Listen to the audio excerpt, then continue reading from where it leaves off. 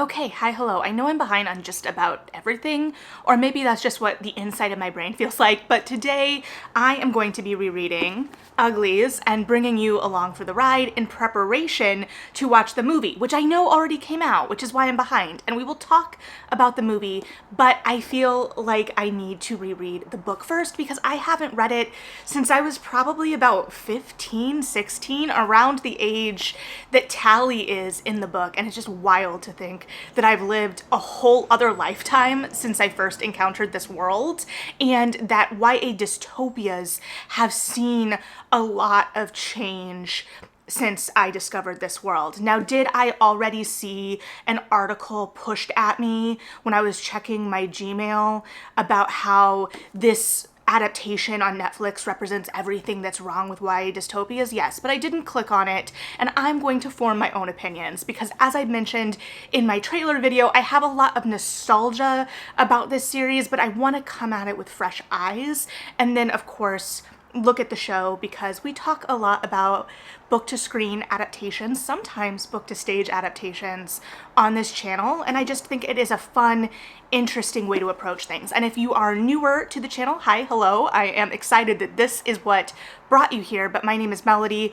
I talk about book and book adjacent things, but one of the reasons I talk about a lot of page to screen translations is not just because they're interesting and I want to watch them and talk about them, but I do have a theatrical background, particularly in literary management and dramaturgy, and so I understand that there are different needs from a novel to a different medium, whether that be the screen, whether that be the stage. I have worked more directly in terms of the actual work of it to the stage, but I also have a minor in telecommunications, very minor. Please know that when you look at my editing or lack thereof. But anyway, so because I am running way behind, I went ahead and started the book because I feel I also have a vacation coming up, and so I'm trying to prep a lot of videos to have for you in the interim, not because I think you are going to be, bereft without my presence, but because I want to.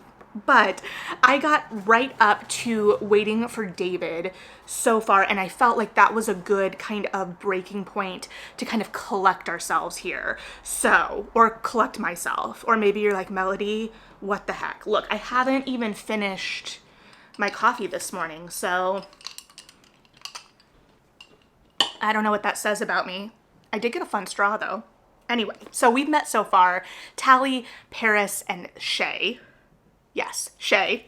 And I love the intro to this book, and I have a lot of thoughts so far about the world we've been introduced to and what we know of it. So we start with New Pretty Town. We start very actively. I love the action forward centered nature of this book because we are starting with Tally slipping in to New Pretty Town because Paris, her best friend, childhood friend, the kind of ride or die, has been turned pretty recently, and he hasn't been in contact with her. And so she's trying to connect with him because she has 3 more months before she becomes a pretty. So we already are setting out these really great time constraints in terms of kind of stakes and building those stakes and having room for things to build and grow, but also feeling condensed enough that those stakes feel higher.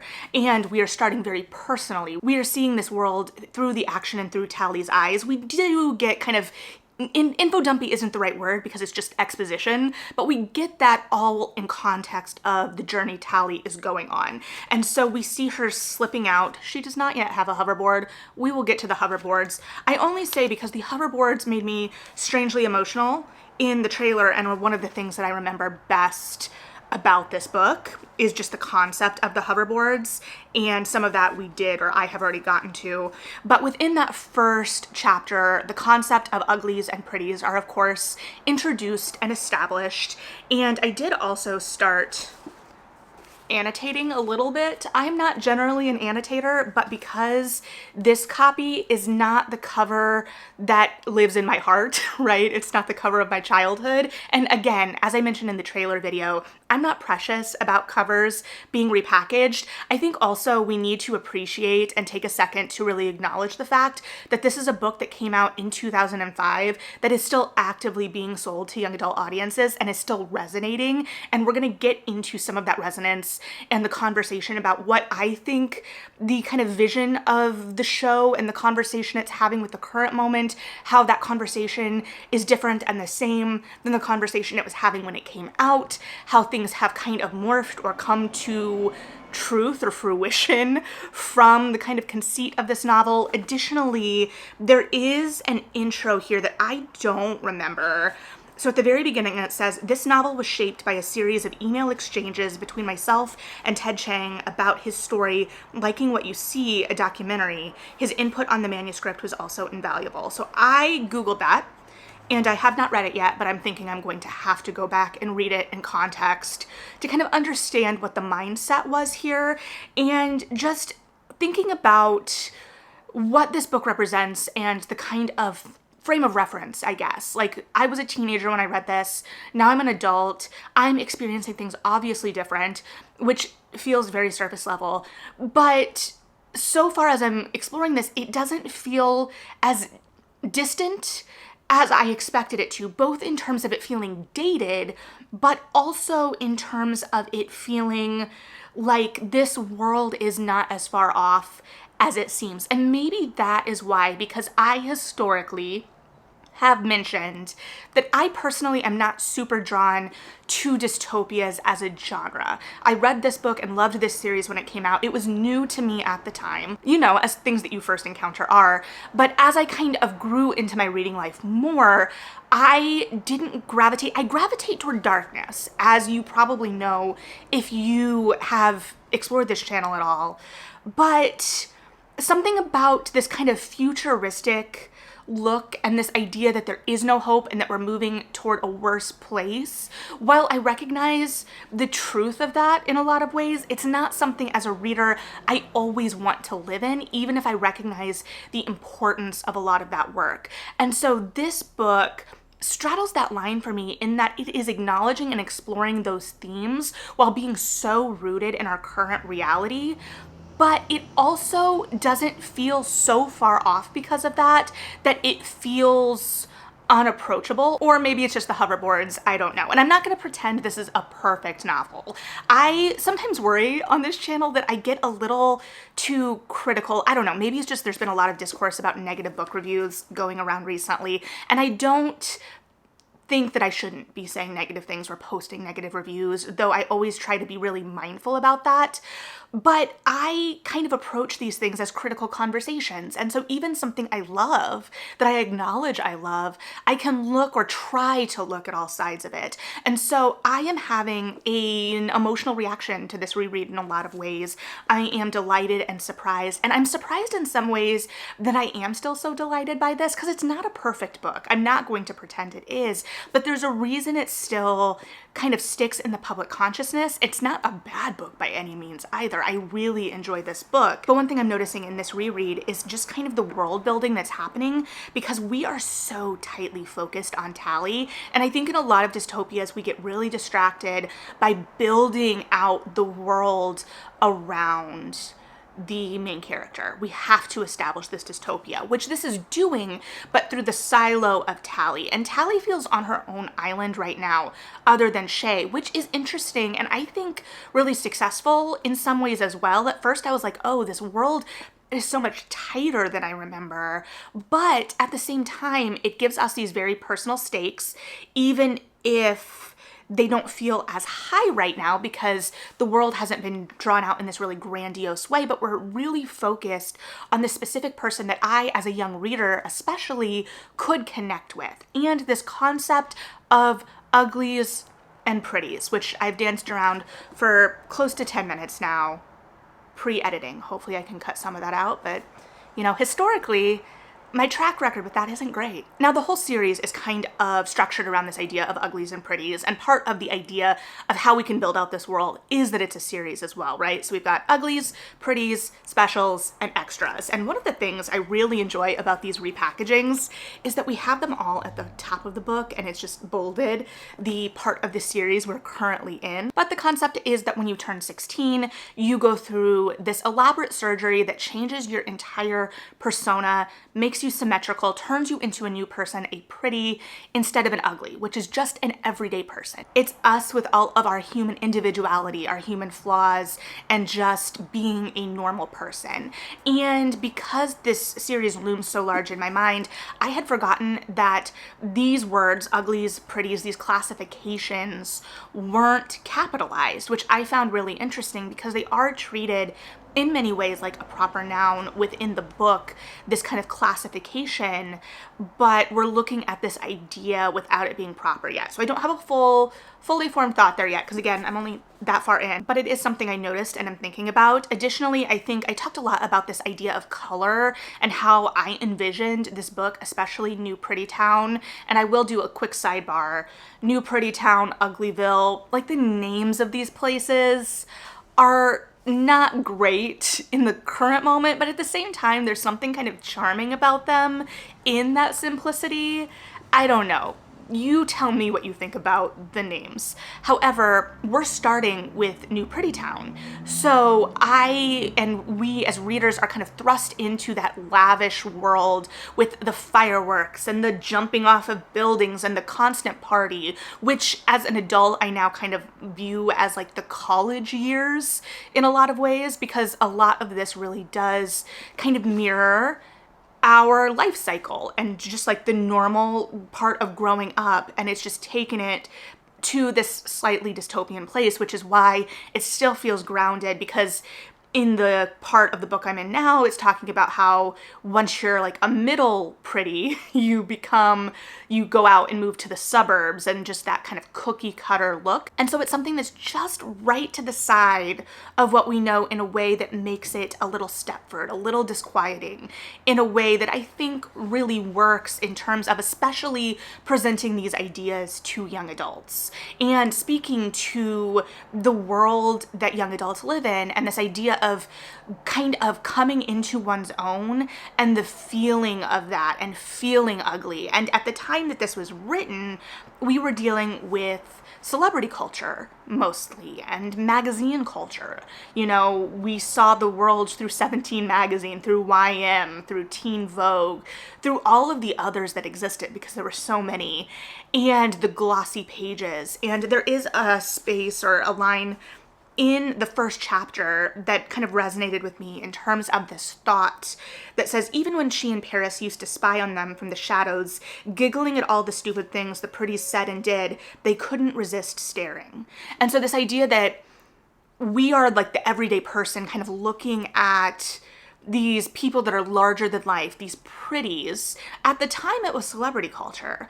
Now, I think that this actually speaks to influencer culture even stronger, because it's something that seems more attainable. And also in terms of the concept of ugly and pretty, we have this more warped sense of what is real. I've mentioned before, especially in relation to books like Natural Beauty or Rouge or all of those that look at the darker side of kind of beauty and the current moment of beauty culture and beauty influence, that I, as an adult, still sometimes struggle with recognizing that the internet is very curated, one, and two, that filters exist and that people put their best foot forward, and it may not always reflect reality. And if I, as an adult with a fully formed brain, can still struggle with that sometimes, can still feel insecure in that, I can't imagine what teenagers experience. And that's not speaking down to teenagers, but it's just such a tumultuous time, and you feel so out of your own body in a lot of ways and at war with your own body in some ways. And this really encapsulates that, because we see Tally really kind of idolizing this idea of being pretty and forming or dreaming about her perfect face. And we see Shay, who she meets in this kind of mad adventure into New Pretty Town, kind of as a counter to that, which I think is very important, but we'll get to that. And so those are some of the like larger kind of things percolating. Additionally, with the end of chapter 1, I promise I'm not going to talk about every chapter in depth like this. It's just kind of getting a lot of those wheels turning in terms of the overarching themes. And I think that introducing the themes so strongly and so early is really successful. So we're very active at the start. We're very much addressing the like overarching ideas. Additionally, I mentioned this in the trailer video as well, but the first line of the book is the early summer sky was the color of cat vomit, which is so evocative. It's kind of a little odd and off the wall in a way that I think will really kind of pull people in, especially teenagers. But I think it's also very important to recognize that the idea of cat vomit is not a pretty thing.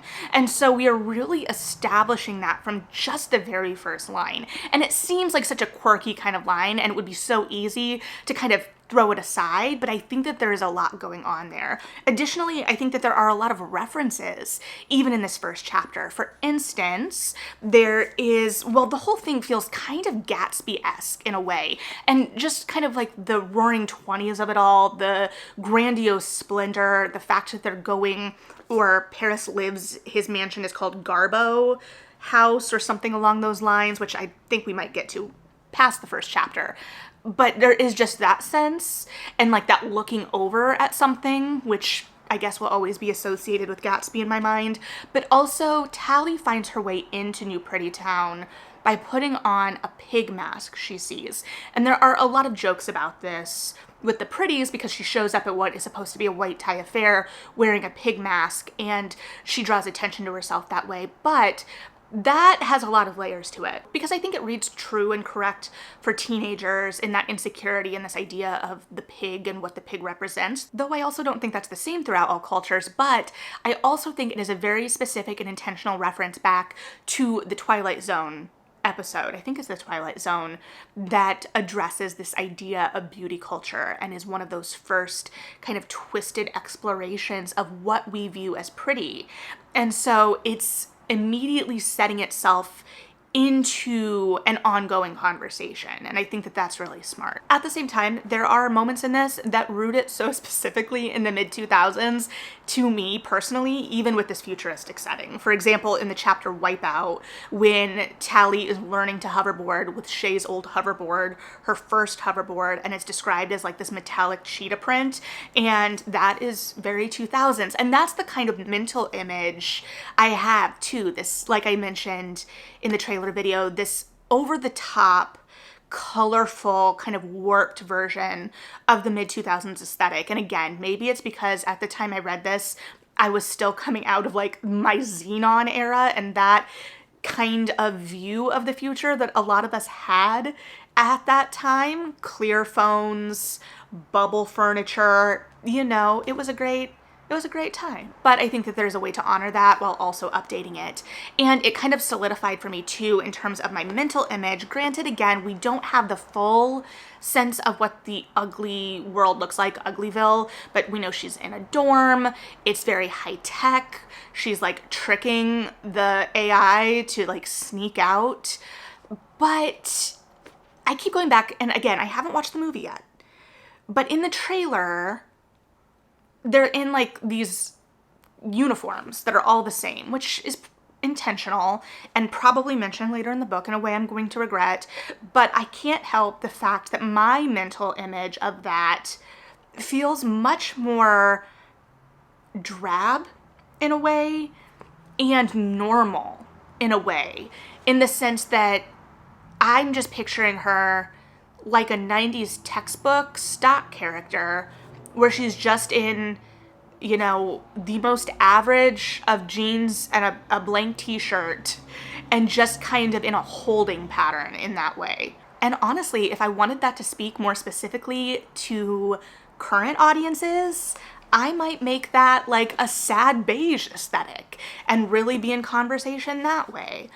But I don't make the choices, so that's just what goes on in my head. Now, when talking about the concept of the idea that Tally is playing around. So she has this program, it's called Morphos, that lets her play with the idea of what she wants her face to look like, even though Shay argues that they're just going to go in and do whatever they want anyway.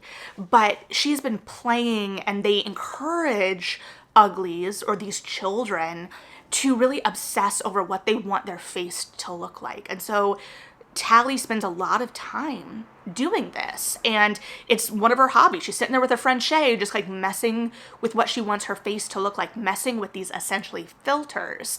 And I hope that they kind of play with that idea. We get that shot of her in the trailer, like sucking in her cheekbones and playing with her cheekbones, but I want it to feel in conversation with what young adults today are experiencing more immediately, because I think that that is where the real interest is. And at the time, plastic surgery, at the time this was written, plastic surgery was a conversation, but it was unattainable to the everyday person in a way that it's much more accessible now.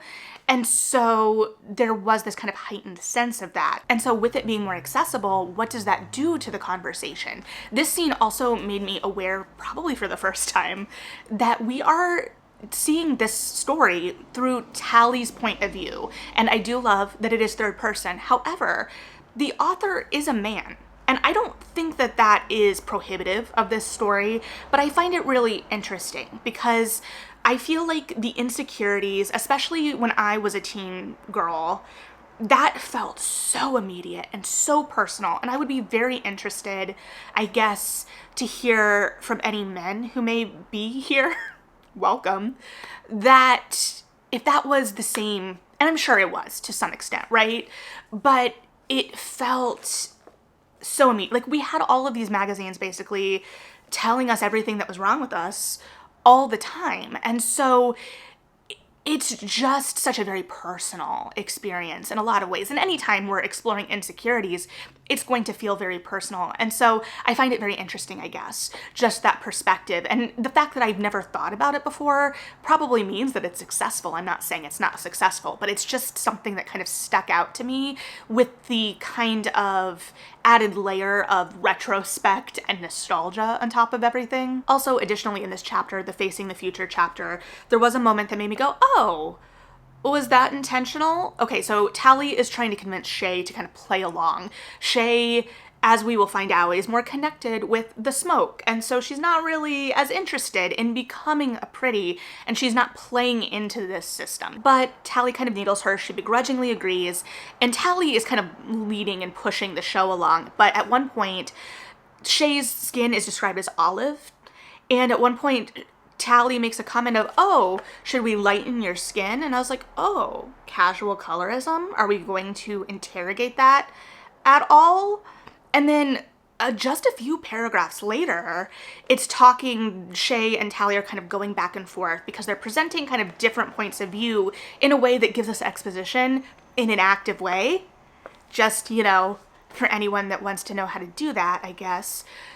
I've read some info dumps lately. Anyway, in this, they're kind of looking at the past, which is our present. And I want to touch on that a little bit more later. But they're mentioning basically racism. They're like, oh, people used to fight wars over the color of their skin, and now we don't have to. And I was like, are these connected? Was this on purpose? Are we interrogating this idea? And I do think it's deeper, right? Because we are critiquing and complicating the system of the pretties, but it just jarred me a little bit. And then going to this idea of like how it's presenting the modern, I have my reading journal here. I'm not just, you know, fiddling with nothing down here. But when we're looking at the chapter, The Rusty Ruins, which is of course your quintessential YA dystopia scene of them discovering our civilization and commenting on it and critiquing of the ruins of the now. And it's an interesting kind of exploration commentary to just verbalize. I'm just verbalizing this idea that this is, right? Because I'm not pretending that I am so smart to have thought of this. This is what it's doing. I'm just saying it out loud, right? So we had the chapter with the face stuff and kind of critiquing what was before, and then we're facing what was before. And both of these are kind of looking at this idea that we have now, even, obviously, because all of these ideas are born of the present, even if they're placed in the future. But this tendency we have to think that we are smarter than those who came before us, and this kind of like evolutionary idea that we have to be better than what came before. And I'm not critiquing evolution there, do not twist that, but we tend to think we're smarter, right? And it is complicating that idea, and in complicating it because it is forcing us to realize they're talking about us. And I'm also not pretending that in this current moment we are smart, because we're not, but it's making us look at that in a different way when we think about the past, and how the past is so much more complex than we frequently, in just the kind of cultural consciousness narrative, give it credit for. And on top of all of those big thoughts with a capital T, or medium thoughts with a lowercase t, we have had plenty of hoverboards. So I am quite pleased at the amount of hoverboarding we have had. This is why I was thinking of the hoverboard, the whole trailer. In retrospect, I do think we saw less hoverboards than we should have. And I'm just really interested in how it's building the world out. Because like I said, we're so focused so far on Tally, and the fact that we're going to kind of get introduced to the smoke before we fully understand Uglyville and New Pretty Town. So we're going to see all of that through the smoke's eyes, narratively. But in the movie trailer, we seem to be setting up this kind of cookie cutter world. I will put a pin in that and be willing to rescind that statement. It is making me a little nervous in the sense that I think, like I said, a lot of that exposition gets developed over the course of the series. So I'm like, oh, are we establishing more because we need to for a screening kind of world, to build that world out for audiences a little more specifically? Am I going to regret not reading the rest of the series? Because I don't think I have time to reread the rest of the series, and I hope that doesn't dilute my ideas around what we're seeing here. But right now I'm like, oh, who is Laverne Cox? I feel like that is a character that is introduced later. Meanwhile, I have been talking way too long about the first 60 pages. So this is not boding well. Additionally, I need to get out of this apartment. I have been having construction for over a month outside of my apartment, and the scaffolding has been up for about a year. And the lack of light, and I recognize I am very lucky to currently be in a facing apartment where I can get light, except I haven't had any of that light for about a year at this point. And I feel like just today, I feel like I'm going to slowly lose it. So I need to get out of this apartment and read somewhere with sunlight. I don't know if I need to maybe get some more shopping done for my upcoming vacation. I don't know if I'm just going to go visit a bookstore that I don't get to very often outside of Indie Bookstore Day. I don't know. Maybe we'll find out together. Maybe I'll report back, but I'm gonna keep reading, and I will return with more either insightful or unhinged thoughts, but probably a combination of the two. Hopefully a combination of the two. Okay, waiting for David, which I mistakenly thought meant David was coming, and instead it's a Waiting for Godot reference. So I need to leave now. Okay, I did get out of the house, and I am now back in the house, clearly, and I changed into something a little bit more comfortable because I am now behind on this reread. I know, shocker. I went to pick up a book that came in that I had pre-ordered. We're gonna go with it. And in that, I ran the copy I bought to my friend Dana because we're going to do a video on that book and talk about it, and as such ended up hanging out with Dana in her backyard, as is a pretty common theme for this summer. And yeah, so now I'm behind and I have a pizza in the oven. I'm about this far in. I still haven't met David, and as much as I was complimenting Westerfeld's action-forward exposition just this morning, I did run into some wonkier bits in Tally and Shay's fight between, you know, Tally still wanting to become a pretty and Shay trying to counter that and get her to run off to the smoke with her. And so That felt a little clunkier than the previous exposition, but it still was these combating viewpoints. So I am going to settle in, get some reading done, and also probably fix this ponytail at least a little bit. I'm making no promises on what the final ponytail product will be. Okay, next day, check-in. Spoiler alert, I am still incredibly behind. We just arrived in the smoke. I really wanted to push through and read late into the night last night, but I knew when I was reading the scene between Dr. Cable and Tally where they were talking about David, or Dr. Cable was talking about how they knew of David, and all I could think about was Monty Python's Life of Brian, the part where they say he's not the Messiah, he's a very naughty boy, which of course led to the opera version of Life of Brian, not the Messiah. Anyway, when that's all I could think about, and I could barely focus on the page, I knew it was time to go to bed. And I was sad because my late night reading life has become somewhat abridged and different over the years. Anyway, one, Dr. Cable, the special that connects with Tally, is Shirley Laverne Cox in the movie, so I should have put that together, that's where that was going. I just got to the smoke, and so of course we're looking at like the real world, or a concept of the real world in the smoke, but also like this idea of camping, as Tally kind of calls it, but like looking and facing the reality of what survival in the wild would have looked like in this world, especially when Tally mentions like, how do you get new shoes out here? And she looks at David's feet and it looks like he's cobbled together pieces of leather. And so kind of really having to face the realities of survival in the wild, whether that means hunting and cooking. Tally seems very caught up on the idea that they're cutting down trees. And so just that exploration. I'm just at the part where Tally and Shay are in the library essentially, and they're looking at old magazines. And this does feed into the conversation about how at the time that the book came out, it really was a commentary on the world we were seeing through magazines. And so seeing these two characters commenting on what would have been very immediate to us as teenagers with this distance, and using a lot of derogatory words, at least from Tally's point of view, for everyone on the pages. I did have some qualms with the idea of how it was exploring fatness, and I do think it is very balanced for the most part.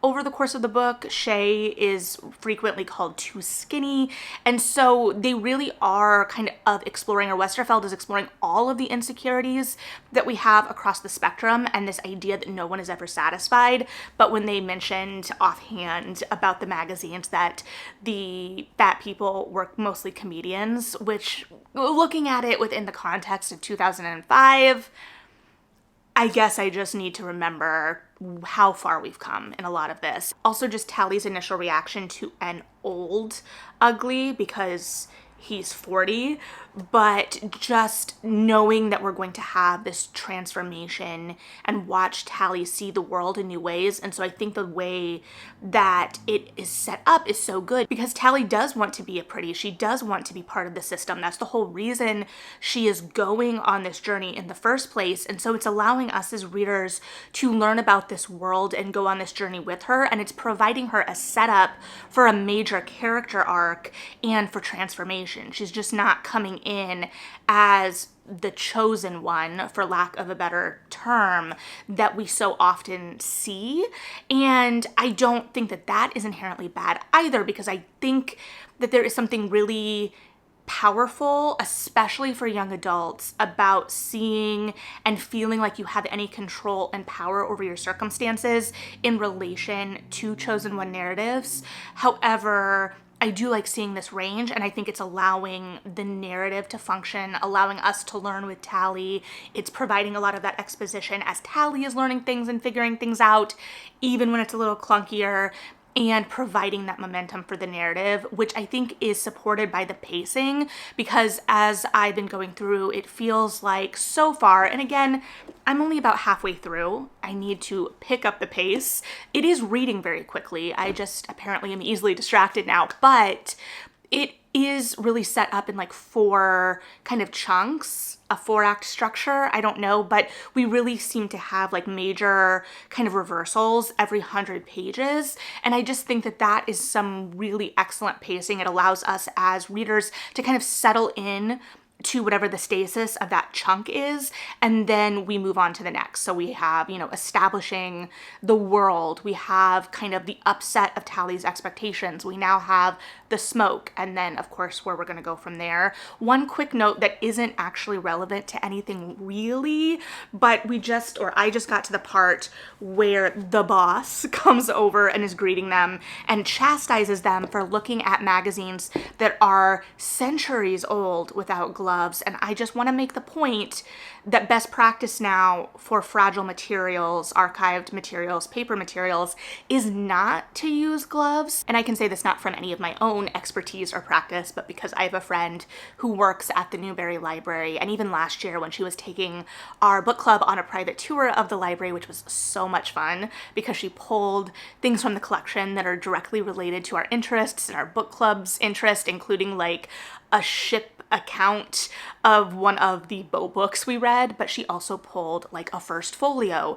And so we were able to touch all of those materials with our hands. And I was asking her about it, like where this shift came from, what the kind of thought around it is. So I'm not an expert, but based on what she told me, it's just the fact that you are less likely, as long as your hands are clean, you know, we want clean hands, but you can feel things more delicately with your fingers. When you're using gloves, there is more of a potential to accidentally rip pages because you just can't feel the paper in the same way, which I thought was really interesting. I think that kind of curation knowledge is really interesting, and the archive knowledge is really interesting. And I'm glad I have her to kind of pick her brain when I have I'm just curious questions, though I do try to limit it because I respect that she doesn't want to think about the workplace all of the time outside of the workplace. But that is where I am currently sitting in Uglies, and I'm gonna keep going. Okay, I know I said I'm behind because I am,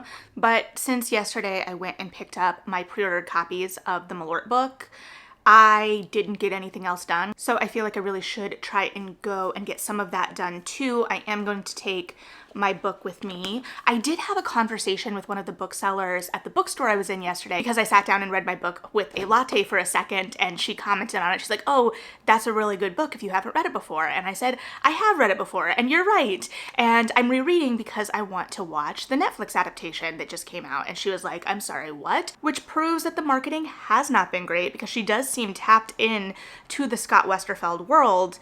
And so then we just talked about it. She seemed a little reluctant with it coming out of Netflix, and Netflix's or any big studio's ability to really do justice to the social commentary in the book. And she would have liked to see it come out of a smaller indie production house, which I found really interesting. I don't know that I completely agree, especially because I don't think Netflix is the kind of juggernaut that we think it is. I think they just kind of throw things at the wall and see what sticks, as evidenced by the fact that they really haven't promoted this particularly well. And I think that's probably true of most of the streaming services now in wake of things like My Lady Jane, but that's neither here nor there. And I'm sure we'll talk about that a little bit more once I actually watch the movie. And speaking of insecurities, I think I might throw my hair up because I don't know that I like what it's doing today. I also don't know if I will like it when it's up. I may just have to accept that it's gonna do whatever it's gonna do. Okay, here's where we're sitting. I am slightly melted and miscabobbled because I did get out, I did go shopping. I'm feeling much better about what I have for Tokyo. Not completely better, but much better. I did forget Band-Aids. I'm going to need to get Band-Aids. Remind me to get Band-Aids.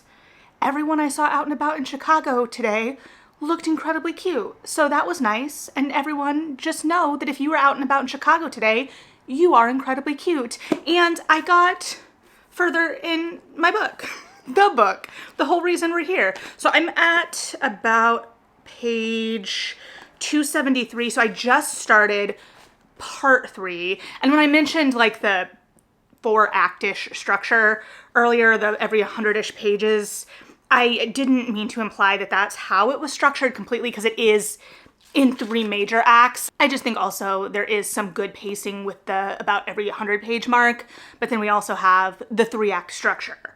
So the things in the smoke are moving very quickly and much quicker than I remembered, particularly like the romantic elements, and some of that reads a little cheesier as an adult, right? Because it doesn't feel like there's any room for that to have really grown or percolated. And Tally makes some pretty big reversals and changes pretty quickly comparatively in terms of narrative. Additionally, like the big reveal where David takes Tally to his parents, and I'm not going to like reveal the big reveal just in case. However, the big reveal I thought was part of the given circumstances and had been reading as if that was a given circumstance that I guess wasn't ever explicitly said.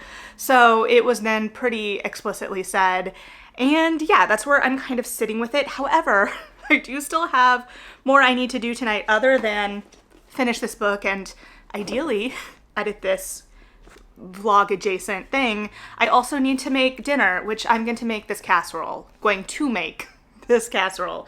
It's a buffalo chicken casserole. I didn't used to think I liked buffalo sauce, buffalo-y things, buffalo chicken, but I've really been feeling it lately, and I particularly enjoyed this casserole out of Delish. So I'm gonna make that because one thing about me is I don't particularly like to cook, or I go through phases, but when I do cook, I like it to either be something easy where I can just kind of like throw it in the oven and roast it, or I like it to be something that I can eat on for days. So I am proper Midwestern in that I very much enjoy a casserole. So I'm gonna get on that. I'm gonna get the chicken cooking. I'm gonna read my book. We'll go from there. All right, it is just about 7:30. Dinner is in the oven for another 20-ish minutes, which feels like a win. And I have about 100 pages left, which also feels like a win because I feel like the back half 100 pages move quicker than the front half 100 pages. Let me know if you agree. And what is currently on my mind is David as a concept, as a character, because I'm gonna be real, he feels much flatter than I remembered. He is, you know, the kind of aspirational love interest. Shay and Tally getting a little tiffle about him, though I think Tally is really mature about acknowledging Shay's feelings, and Shay has a right to be upset, and also she's kind of right in her assessment of some of the situation, even if the narrative wants us to be on Tally's side and what have you. And now we're in the portion of the book where like Tally's just lying a lot, which is never my favorite, even knowing kind of how things eventually fall out, even if I don't remember exactly the play-by-play of how we get to the end of the book and start of book 2. But I'm mostly just thinking how kind of flat David is, like how easy he gives all of this information to Tally. And it does make sense where you could make a case for him being just charmed by her. She's something new. He finds her interesting. He thinks she's brave, which he mentions multiple times. But everything is just feeling kind of fast and easy in regards to that right now, and I would have liked, we get less time in the smoke as a place than I remembered. It feels much more kind of montagey with Tally being like, yeah, I did this work for however many days than I remembered. Now, I understand because we need to move the plot along. I kind of get that. We're not gonna sit in the resistance, so to speak, as long, but that is just something that I've noticed in terms of how I had remembered it and what my reading experience is now. So, you know, just a thought, just an observation, but that's where I'm sitting. And I'm actually kind of shocked that we still have 100 pages. Like, I forget what happens in this last 100 pages. So I guess that means I need to shut up so I can find out. Okay, it is 10 p.m. and I finished it. I'm gonna try not to talk too much because I'm getting kind of sleepy, but I do want to wrap up some thoughts. First thought, and kind of going back to the whole kind of like overarching idea of the series, is going back to this idea of magazine kind of culture of this era, and when Tally goes to the smoke and encounters magazines and what magazines represented and the image we saw of ourselves in magazines in the mid-2000s represented then as well. And within the course of the book, the magazines become like a historical artifact and something that they are working to preserve and save. And it was just kind of interesting to think about because what the magazines represented for them in the book kind of was in direct conflict with how magazines made us feel at the time. So like the diversity that they saw in those magazines within the context of the book compared with how we felt at the time in some ways that the magazines were pushing us to conform to a specific beauty standard. And so, I mean, that's all very purposeful. It's part of the conversation in consideration of the book, but just definitely something of note in the reread. Additionally, I feel like I should know geographically where this book is taking place. We know we have the ruins of a city. The desert doesn't really mean a whole lot to us because it is a newer desert based on the context of the book. I feel like I should know, but I have always been geographically challenged. Toward the end of the book, though, David and Tally are somewhere where there are hurricanes possible, so on the coast somewhere.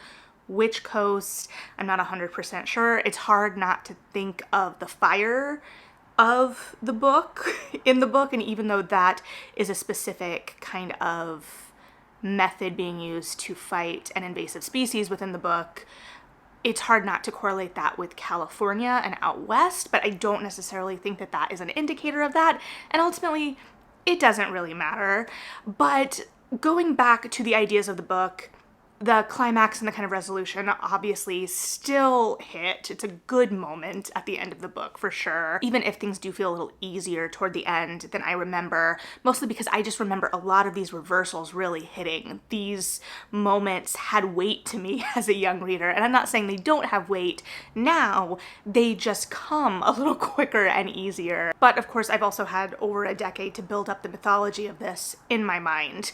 Where I'm kind of sitting now is this idea of the concept of what it means to be a pretty and the kind of mentality of a pretty that I don't want to go into too far because that might just be a spoiler too far. I'm really trying. I know we still have spoilers, but the kind of correlation and idea around growing up that is kind of explored within the concept of going from ugly to pretty, because uglies are your kind of prepubescent age, your early teenage years, that real tumultuous time, and then new pretty is your kind of college years, your early 20s, that explorative time and the time where you're kind of partying and just going with the flow. But they keep repeating this idea of growing up and what it means to grow up and become a pretty and how you supposedly mature with that. And it made me think about what our concept of maturity is and how we conceive of moving our mentality as we age, and if that correlates. It doesn't, you can't draw a direct correlation with the idea of pretty versus ugly in it, and it's more complex than that because of some of the factors at play with the pretty mentality within the book, plot-wise.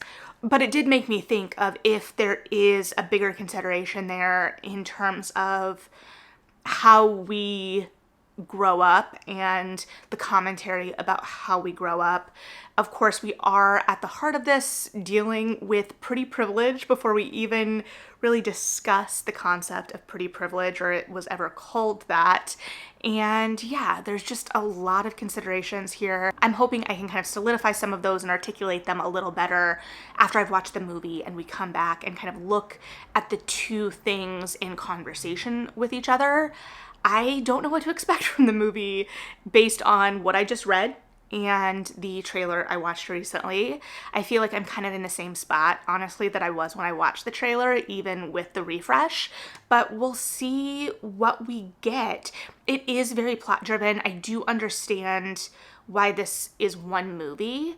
I think the pacing of that makes sense in context of the book, especially with things moving very quickly and there not being a lot of fluff or filler, even in terms of kind of languishing with the characters at all. So yeah, I'll be very interested to see, but as of now, those are my kind of off-the-cuff thoughts as I go along with the reread. Not all of them, obviously, because we've already been here too long, but at least some of them. And I would be very interested to hear your thoughts about this book, about this series. I really should reread the rest of them so that I can finish the duology that came out probably years ago at this point. But yeah, that's where I'm sitting for now. So thank you for coming on this ride with me.